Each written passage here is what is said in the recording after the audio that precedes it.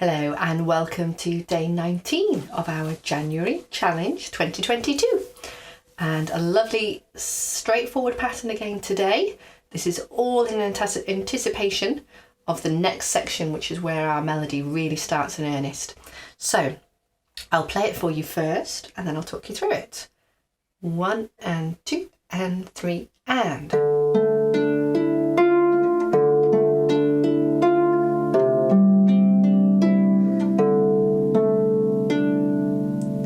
Okay, a lovely simple pattern with this.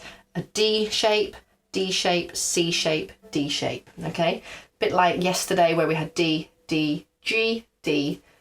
Now we've got D, D, C, D. So we're really helping to reinforce this Dorian mode based around D, and just again setting the mood for the pattern and for the melody to come. There's two ways of playing this section. So as it's written on the music, you've got a D and A written in the bass clef, and then you've got D, E, F, 3 in a row in the top hand. I'm still inclined to play that with 4 and 2, just keeping my octave and a fifth feel. And then you play 4, 2, 3, 2, 1, and the same notes again. Then we just take it down a note, come back up, and it's just left hand, nice and steady. Okay, so that is one of the ways of playing it. The other way is to actually say, well, let's do the octave in the fifth, because the top note, the note that your right hand had just been playing with finger 3, is the top note of that shape. In which case, the top hand just has the 2 and the 1 on the E, F. The left hand has D, A, D. Down 1. And then the left hand back to that. Okay? Now, in a way, that's more comfortable to do. So your left hand is actually playing that shape all the way through the section. So the last bar feels more comfortable. Although remember to play those as crotchets, not more quavers. And it also fits then with yesterday how we were playing that octave in the fifth shape. So it keeps that feel very comfortably. However, what you therefore need to work a little bit harder on is making sure that the flow feels right.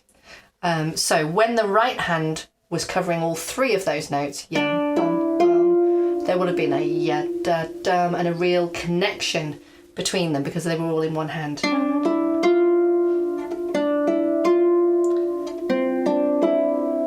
Okay, when you share that between the hands, now your left thumb is playing the first note of those 3. And it can be easy to go bum, bum, bum, ba, dum, and sort of lean into the first note that the top hand plays. So just be aware, be cautious. And the best way, I think, is to think, right, I want this to flow, and really it's a flow from the bass note. Landing up on that top note. So be conscious of how you want it to sound, and then listen for yourself making that sound. Can I hear myself playing that really fluently? And then you can, and then it works. So you can choose how you play that, okay? I've kept the score as Shelley has written it, so it's up to you how you want to break it up, whether you want to let the left hand play the thumb, in which case you might draw a little sort of a loop up to grab that D at the bottom of the right hand, but have it in the left. Okay, I'll count us in so we can actually do it together, but otherwise that's us for today. Okay, here's our count in. Excuse me. 1 and 2 and 3 and.